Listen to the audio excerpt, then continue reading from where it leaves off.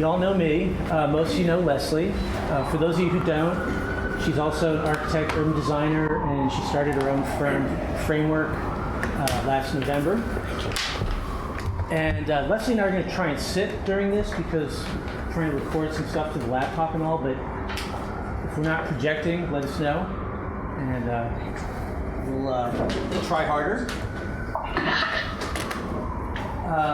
So what this is about, Leslie and I took a trip to Germany back in July to a kind of urban design workshop, which is what we're going to tell you about, and it was turned out, I think, for both of us to be sort of surprisingly even more interesting and kind of both on professional and personal levels than we had anticipated. So we came back thinking we wanted to share this with others, and that's what we're going to do. And we're going to start with a short video to kind of set the stage. Someone's counted.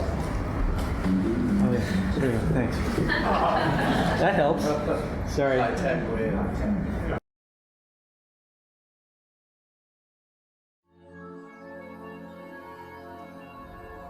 Are you running out of fun?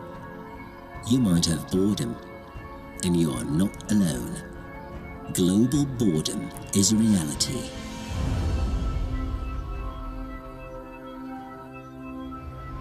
Together, European and Middle Eastern experts have found a cure in Witten, Germany.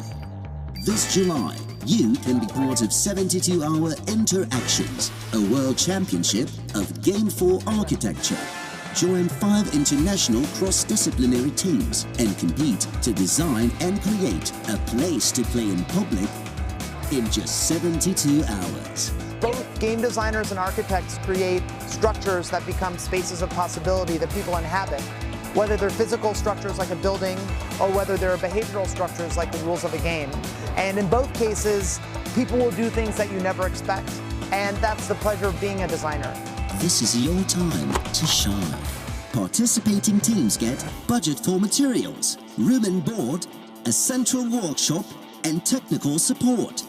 Get ready for 72-hour Interactions, a world championship of Game 4 architecture.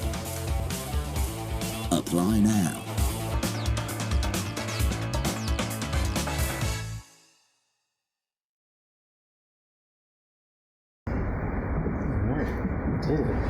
So that was the... Wait. So the top, we have this complicated script we've been rehearsing, and it's kind of touch and go. The title of the talk is Love Story, and now we're going to take you through kind of how we get to that. Yeah, you might wonder how we got from that video to the title Love Story. I found out about 72-hour urban action probably about a year and a half ago with some projects I was working on. And tried to find some ways to get them here to Seattle. One of the projects we thought might be fun to have them come for is the Lake to Bay, where we could do some incredible interventions to get some publicity for that. It hasn't worked out so far, it's expensive. But anyway, talking to the organizers, I went and checked the website and saw this video and thought, wow, gameful architecture, that's interesting to me. And it was way past the deadline, but I sent an email and said, if you have some spots that come up, let me know. And got an email back. There was not just one spot for me, but there were 2. So I said, Joe, you want to go to Germany and do some urban interventions? So we did head off. For me, I think the real question was, why was I going? I was a little unsure. Was I just tagging along with Leslie? Was I going to participate in the program itself, which at the first part I was kind of reticent about. What I ended up doing was proposing to the organizers that I come as a photographer.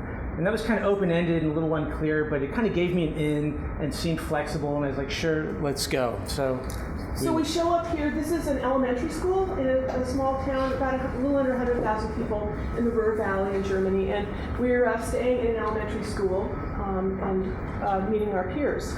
So the first afternoon and evening was really about just kind of meeting our teammates and getting situated. Our team had members from multiple continents, of course, different languages. We were sharing sleeping quarters in an elementary school schoolroom on army cots. Each participant gets a badge and a set of bright yellow overalls, and makes them kind of really stand out in the crowd. And so that was kind of setting the stage the first day, just kind of seeing what's going on. So all of us were supposed to have jobs. There were people that were blogging. There were people that were in charge of safety. There were communications liaisons. I got that job, which didn't work very well because I don't speak German. But everybody had a job, and we started off that morning. So, sorry, I should have known this. So there was these orientation meetings for the team. And then the next thing was they took us all out on kind of a tour of part of the city of Witten. And so it's the first chance for us to get out and see the city, but there's an interesting kind of parallel thing going on here where the organizers need to get the city to engage with the program, and we're thinking it from the inside out. They're really thinking of it almost maybe more importantly from the outside in. How do you get this rather conservative industrial mid-sized city to embrace what's about to happen? So making us very visible, forcing us to interact was just all part of the program. So we did get to kind of get a tour around the city. We walked down to the Ruhr Valley. That night, there were 60 people that had come from around the world, and we had the opportunity to talk to each other and present our work. And that was done at the Stellwerk, which is a local design firm in this lovely alley. They blew up a big plastic balloon that people were dancing in. So it was another way that we could both meet each other and meet the city, and that they could meet us. So day 2 was really about team building ahead of the actual 72-hour exercise. So early in the morning, the team of, at that time, 11 plus me, sort of lurking, kind of met, and everyone was going around sort of talking about who they were and that sort of thing, while I was shooting photographs of each member that were going to go onto a blog that was going to accompany the whole process. So these are people of really different backgrounds. There were maker people, designer people, and one of the ones, Chris, was saying, I'm a maker person. I really want to have a fruitful dialogue with the design people, and how are we going to do this? And I was sitting there thinking, wow, these guys think Joe's a photographer, and they have no idea what he does. So I said, maybe you guys should ask Joe what he does when he's not taking pictures. So, without a plan, I was like, okay. I sat down in a circle. I put my camera down, and I gave a very short version of what I do here. Where I try and facilitate other groups to help them be successful. Have a kind of a technical kind of way of interacting, and talked a little bit also about what I've seen about what makes teams successful in terms of collaboration and communication. And they're like, oh, we want you on our team. So they went back to the organizers. The organizers checked with the other groups. I got the overalls, and it really was kind of a sort of careful what you wish for moment. I mean, quite honestly, I was like, what have I gotten myself into? But now there we go.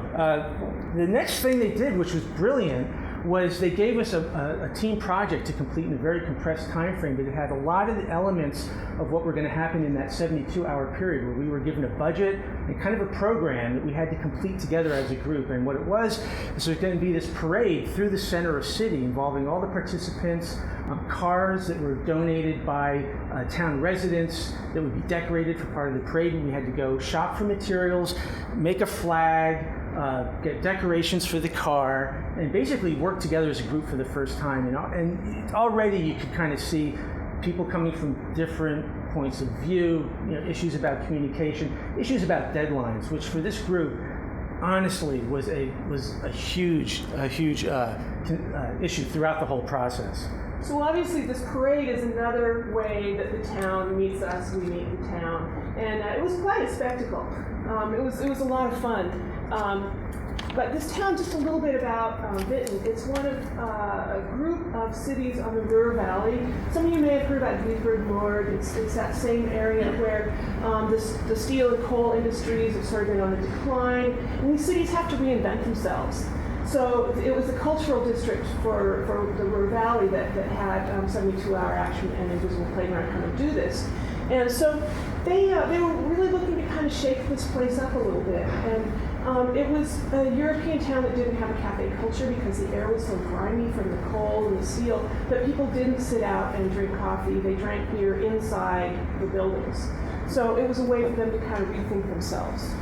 So one kind of thing that keeps coming up during our experiences is we're working with gamers, we're coming into this city, there's this kind of constant blurring of boundaries between us, our profession and gaming, between us and the residents of the city. And so I'm like, this crazy parade, I'm trying to take photographs, and all of a sudden there's like a protest. I'm like, wow, a protest, doing my best to, and I don't even have time to stop and really pay attention to what's happening. If someone had grabbed me and said, oh, you have to go up, into my apartment 3 floors above to get good shots from above.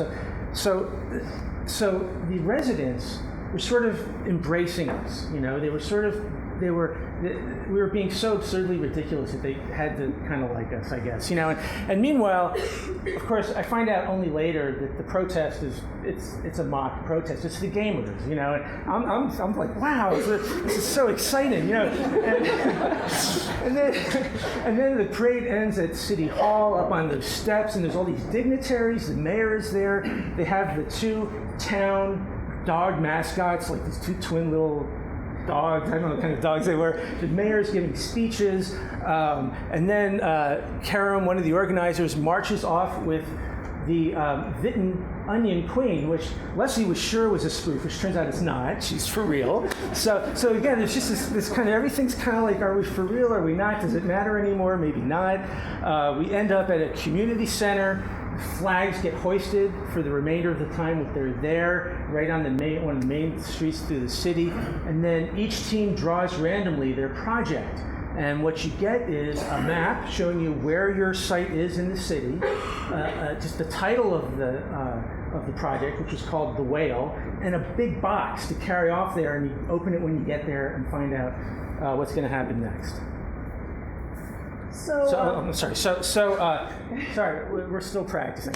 Anyway, a cannon fires, confetti flies, and the clock starts ticking. We got 72 hours to go, right? So this was what was in the box. It says your project is at this juncture between their pedestrian mall, gallery, shopping mall, and the downtown small, nice European street on the other side. There it is. The Whale's probably the big mouth of that service thing. Our mission is to celebrate a livable border. Okay, it's our mission. So we start off trying to understand the site the best we can, talking to people, seeing what it is.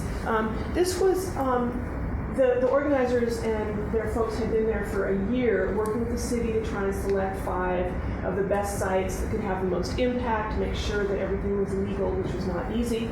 And so ours was this really huge swath of asphalt that turned out to be a very small piece of it because we had fire lanes and pedestrian routes and whatnot. So we're kind of figuring that out. The people who spoke German on the team were talking to all the people that lived there. We had a liaison, the lady that had the hat shop across the street with some great kids. So this was our time to really explore the site. And then we have to go back and design something quickly.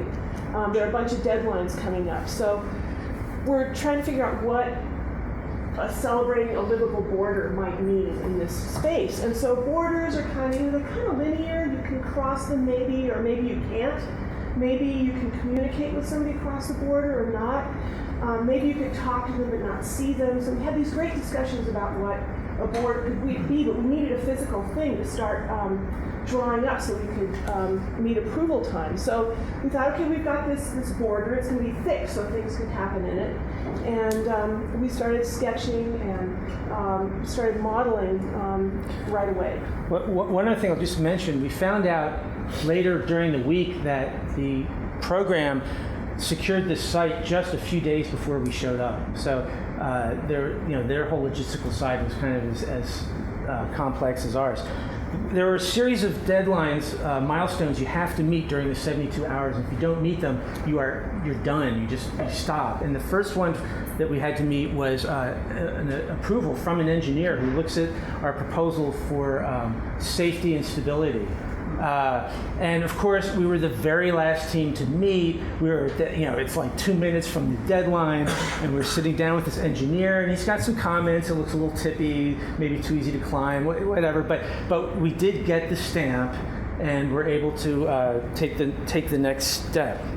And the next step was the gaming person, Sebastian Quack, says to us, really, the game stuff's not cutting it. And it's not surprising because the reason Joe and I were there is because the gamers didn't show up. So we didn't have any gamers on our team. So he said, you really need to rethink this. You need to have something that's stronger and more tighter. We sort of had a bunch of different things we'd thrown at it. So we hit another key point. The whole question of gaming versus architecture was one that was confusing to me, and it comes up throughout kind of the whole process. It was also, I think for many of us, kind of like we felt like we had just made it to not the finish line, but an important milestone along the way. And then with Sebastian's comments, there's too much going on and there's not enough of what we really care about. It was almost like I felt like the team went back into sort of, not a tailspin, but kind of any sense of kind of consensus and direction seemed to just kind of not go away, but it was tough, and so everyone's talking again, and there's more ideas, and Julia in the middle on the left is German. Am I on track? Yeah, and she's an artist. Kind of interjects, look, I'm frustrated. I'm having trouble expressing my ideas in this group, and it's somewhat of a language barrier for her. So everyone takes a deep breath, and we say, Julia, talk to Kim. Kim's also German, but has better English skills. And those two kind of start to have a discussion. Yeah, so we're having our own internal invisible boundaries that we're kind of struggling to cross. But Julia said, I have this idea about those push pin things. You can put your hand on, you see the impression of the hand on the other side. What if we had something where you could see the impression of a person, but you couldn't see the person? And then maybe if you liked that, you could sit near them. Maybe you couldn't see them yet. Maybe you could talk to them, but you couldn't see them. And then maybe if that worked out, you could keep going and you could sit together in a love seat. And so it would be the story of not knowing someone, not being able to communicate, and then kind of falling in love and having this wonderful spot at the end. It could be a love story. In fact, wow, that sounds good. So off we went to start designing and building the love story piece. Meanwhile, time is passing. We now have 45 hours. We need to finalize the actual design of the physical structure. We had some modelers on the team working in Rhino, really from the first day. And so that sometime later that evening, there was a commitment. Look, we've got to just decide. We've got to commit to something because the next day we've got to go start buying materials and building. So Frederick here was doing a lot of the modeling, and Frederick, there was another guy, Chris, who was going to be in charge of construction. So we're all talking about how's this going to be made, and then we're like, okay, it's late. Chris, go to bed and sleep. We're going to need you tomorrow, And a couple of us, Frederick and I, stayed up through most of the night building the model that the assembly was going to be cut from. It also turns out that at midnight that night, it was Leslie's birthday, which I completely forgot about because we were so, thankfully Julia and some others were like on top of this. I'm like, oh, thank you so much. But anyway, but the other thing that's going on while we're sort of stressing out over this whole project is that there is this, it's like a real bond. Well, either you kind of blow up and everything goes sideways, or you get to like each other better. Going into this, I was sure in the early interactions that there was going to be a lot of heartache, and it was almost the opposite as things went forward. How it was amazing how much the team came together. 30 hours to go. We've got some concrete on site. We're going to start doing some site work. Meanwhile, there's other team members back at the base camp, the elementary school, who have been on the phone with supply houses and hardware stores and have a list of materials with prices that they're taking to the organizers because there's another deadline you have to get your budget signed off on. And again, if you don't get that done, you do not go forward. So at the very 11th hour, we get our budget together, and so there's people out in vans buying materials while others of us are pouring concrete, and we're running out of concrete, but we've spent our budget. Meanwhile, Sebastian shows up again and says, "Oh, it's time to game test your project." So all the good people of the Ruhr Valley are there to game test our project. And that one fell to me because he can translate. So, okay, well, those seats between the push pins and the love seat, let's see how big those should be and where we could aim them for the best view of the pedestrian wall and the cute little European street. So we had the folks sitting in these chairs, and we aimed them and tried to see how big that space should be and how big the crack should be where they could talk to each other but not see each other. So we managed to squeak by our gaming testing, and they went around and tested all 5 of the projects. So one night and so many hours left, and this is about 2 in the morning. Kind of take a break, regroup, sit down. What are we going to do in our last day? As the people go around, someone says, "You know what? Tomorrow I would like Joe not to do any work. I'd like him just to take photographs so we have a good record." So this is the final day. I put down all the tools and just photo documented almost exclusively. It was actually quite difficult to do that, but it was good, I guess. So one of the interesting things here is the fabrication. The framework, internal framework, was modeled in Rhino. All the framework pieces were pre-cut to length, and even with like weird angles on the ends. All that stuff was stacked up. Then the piece was built in basically 3 parts, each part small enough that they could be transported by hand out to the construction site and then assembled into one large piece on site. Meanwhile, what else is happening? I don't know. Oh, everything's happening at once. The sawdust is flying. The organizers are sure we're not going to make it in time. I think the DigiFab guys were actually kind of enjoying them thinking that. So yeah, we had to move it to the site, and then it becomes this sort of almost performance because all the folks from town, all the little kids, the town kind of drunk guy, are all standing there watching this happen. So that's a lot of fun. But again, this whole kind of group experience is interesting because some people were really good at builders. Some of them were artists. We had to figure out how to make this pushpin thing work. So those were these plastic pipes. We had some failed attempts at the ends of them with some various kinds of goop. So we ended up with ping pong balls, these really colorful balloons on the end of them. And they didn't quite stand up to the abuse, but everybody was doing something all at once. It was extraordinary. So, some of you know about a theater festival that I shoot for called 1448, where 14 plays are written, produced, and performed in 48 hours. And one of the things that comes out of that program that is kind of like this is that there is no time to back up and reconsider, and there's very little time to second guess. I mean, there's just this sense of we have to move forward, and I guess in that situation, if you have a good group, it can be really positive because people just figure out how to work together and help each other, and it was really just kind of amazing the way this was coming together. But it was all day long. It was just not clear if we were going to finish in time or not. It was really hard to. That's Heinz, the local derelict. So we finished with 8 minutes to spare.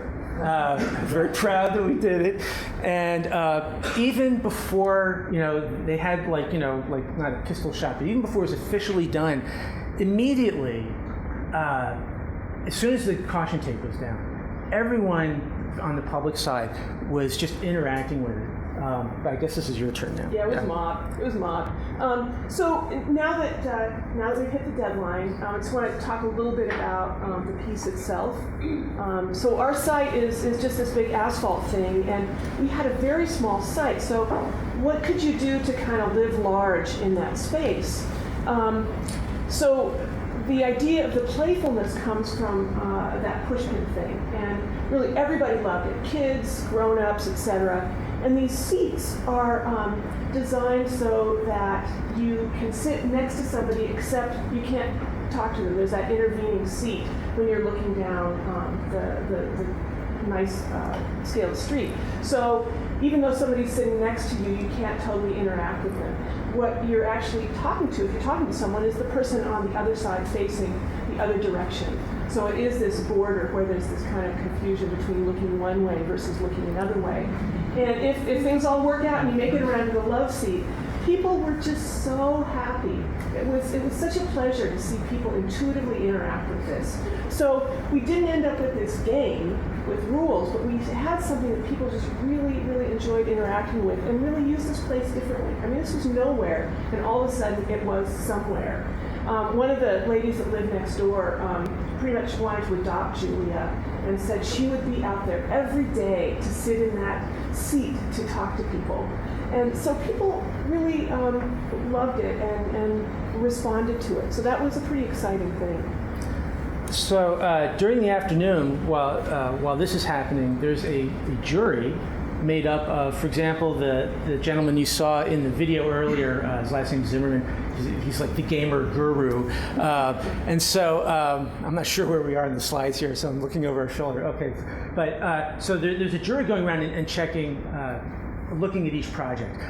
Just kind of an interesting side note here. This is the UA Collective, and there's people here from Europe, South America, and North America. They've been working together for several years collaboratively, but never all in the same place at the same time. So that they work remotely. It's the first time they've actually done a project all together in person. It was kind of fun to see that. So after kind of the afternoon, we head over to a garage rooftop. How am I doing? Am I kind of on track? I think I'm on track. And we're going to judge the project. So and this is going to run ahead just a little bit, but that's okay. So the jury says every project was completely different. It's really hard to pick a winner, but it's gaming. There has to be a winner, right? You can't have gaming and not have a winner. So they picked a winner. It wasn't us. That's okay. And they talked about each project. And we were a little disappointed in our project, but after that, there was a chance to kind of spend the rest of the night partying and swimming and things like that. But it did kind of open up this whole conversation about what this whole gaming versus physical design, and how do you kind of compare the two, or how do they relate to each other? So that's an interesting thing we can talk about later if people want to. We want to show you the other projects because they're all great. And very different. So this one, yes, their mission was to create a place to remember the future. Okay, this is Germany, right? And there's a German war memorial there. It used to be a park with a lot of grass. Meanwhile, the cars took it over. It's a parking lot. And so these guys had the most gamefulness in their project. And it's kind of interesting. So you have this structure. In one direction, one player is moving forward in time. The player on the other side is moving backward in time. And they meet somewhere, which is the present. And so they had a fairly complex set of rules, and you could choose to use the rules or not. You could just run around on the structure, or you could sit on it, and it sort of ended up being a place where you could sit and enjoy the park. The next project is called Evergreen. It's in a space right across the street from the main train station in a busy street. The problem to solve was create a reason to get lost. And this team was brilliant. They created this huge installation using very kind of rough and ready temporary materials, but dealt with a really large space in a really effective way. And as you entered into this, there was a concierge on the left, and 3 questions. Have you run out of time? Have you lost your heart? And have you lost your courage? And then what happened was you'd enter into this sort of other realm where you were engulfed in this shredded plastic in a kind of completely disorienting way, kind of like a maze, and people would kind of come in and out of view as you kind of walked through this, and eventually you would emerge from the other side on the grass side of this, and so there's this long structure that separated this grass space from the major street, and really made that space, which backed up to a residential apartment building, quite pleasant. And they had a swing hung from a tree, and the people in the apartment building thought it was really wonderful, and the city residents voted it as sort of their favorite project. But in terms of like making the most out of something simple, it was just brilliant. Avant-Garde-Platz is a sort of small but right downtown park. And in Germany, especially in this region, they've got a lot of people that have come to work from other parts of Europe and Turkey and some other places like that in particular. Their I can't pronounce this, but their mission was to establish the Intercultural Communicazione Zone. Peter, can you pronounce that? Too late. Too many words are too long to me. But these guys put together a ginormous foosball table. And it ran, the length of the plots, and the trees came up through it. And when one team was playing upstream from the next group of people, their game sort of influenced the game that was downstream. And so it was this kind of thing where all these different people that hung out in this plots could get together and do something positive. And it was a real magnet for people to show up. They had a great time. Kind of broke it. But they used these colors of all the different flags of the countries where the people came from and tried to make it meaningful from that regard. The last one's called The Others, and it was a small sort of garden space in a park area, but somewhat isolated and sort of misused by young people. And the mission was to create infrastructure for communal disengagement. And I just fell in love with this project. I was so excited about it. There was this team, and there was one woman on the team from Japan who was like an electronics hacker, and she spent the whole 72 hours. They had bought all these toys from the toy store that lit up or made noises or communicated with little radios, and they stuffed all these things into these boxes of different size, and then they placed them out in this area, sort of in a kind of, not in any special particular way, and the boxes would interact in different ways. Sometimes if you pushed on one box, another box might make a sound, or some boxes reacted to being taken into the light, or some taken into shadow. And so they just left them there, And we came by the next morning to see them. We went around to see all the projects, and the team is explaining the projects, and we're so excited because they'd imagined that it's kind of an area where kids hang out and do stuff they're not supposed to do. And they were like, they're gonna like throw our boxes. They had all these, ideas, but they hadn't imagined them being set on fire, and they'd actually tried to set one of the boxes on fire. They just thought that was fantastic. So, and then the other thing was really the other thing that I just loved the whole spirit of it. They're like, we think these boxes will get stolen. They won't stay here, but maybe even where they end up, they're close enough that they can still intercommunicate. And I just felt like this kind of lost space. They really sort of in a selfless way, treated it in a way that really kind of made sense for what was going to happen there. So, here we are back again, and circling back to the reasons why, for me, why I went. What does architecture and gaming? How does that work? The interest for me really is, how can the city be a participatory environment? How can we, as designers and makers, put things into places where they actually bring people together, where people actually claim the city as their own? What could that mean? How could it be beautiful? How could it be enticing? The gamefulness is an interesting question. I think play works for me more than specific games, but I think it's something that needs more exploration. I think it's a really interesting thing. We had earlier in the summer, you guys would know about because you're here, had the World Cup in the alley. And it's just fascinating when the guy that was yesterday's civility problem is now somebody that's rooting for the same team you are. So there are things that can't cross these livable boundaries.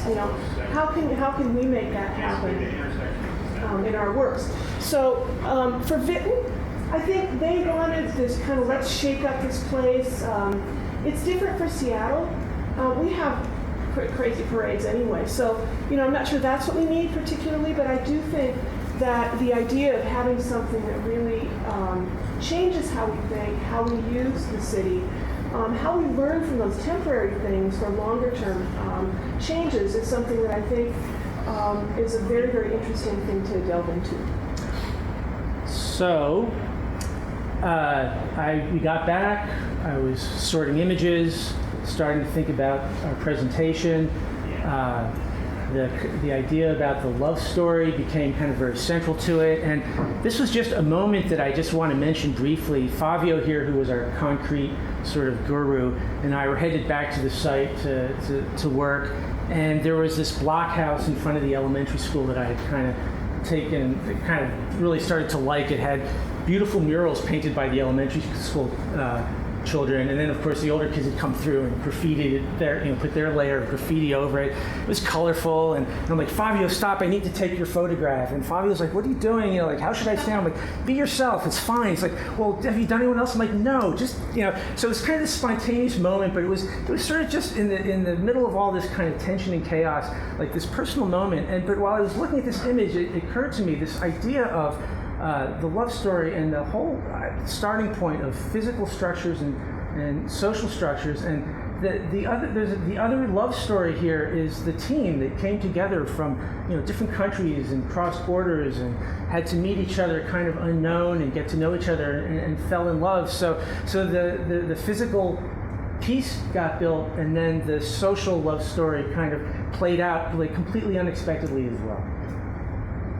That's it. Thank you.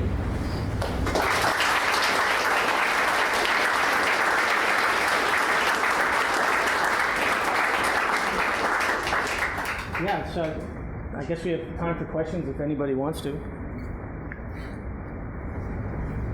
Which one was the winner? Oh, that was the one.